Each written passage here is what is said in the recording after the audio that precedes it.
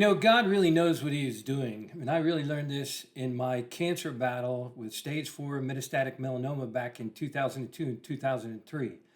By May of 2003, the doctors had given me days to live because the cancer had spread from underneath my arm, where I got misdiagnosed for a couple months, and it spread to my lung and kidney. It spread to my pelvis area, grew through, fractured my ischium bones, one of the bones you sit on. It was in the base of my spine. Also went to my pancreas, on both sides of my pancreas. And in May of 2003, the doctors gave me days to live. And of course, that was 20 years ago. But by August of 2003, I was totally cancer-free, and the cancer has never come back. So I learned a lot from the book of Job during that time. God had allowed the devil to cause devastating trials in Job's life. God was not punishing him. He said he was blameless.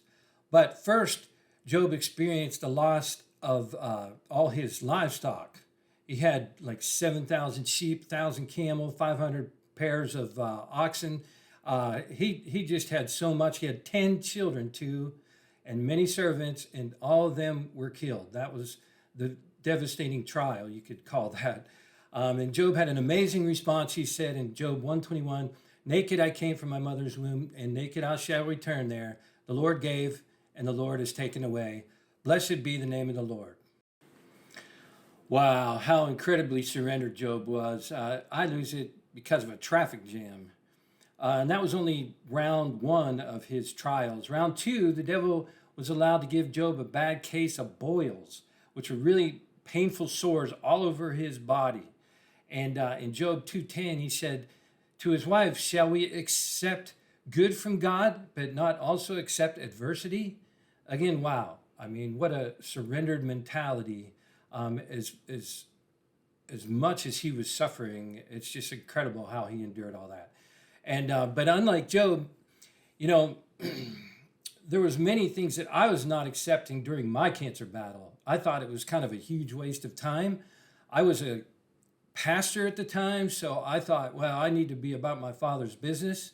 But my father had different business than I thought. And the truth is also, I missed my hobbies. I wanted to get back to fishing and hunting and playing basketball and barbecuing, and I couldn't do any of that. And I had a bad attitude about it. But yet little did I know how God could use cancer in a person's life. He used that cancer to help me listen, to follow his leading. He didn't want me to be a pastor. He wanted me to be with Stronghold ministry. And I get to help cancer patients get through their battle. He taught me how to focus during it, that life is short and that I need to make priorities and make my life count every moment. He taught me rest too, that I'm not made of steel, that there's a vanity in my workaholism thinking that I was so important. He says that he gives to us even in our sleep. That's Psalm 127.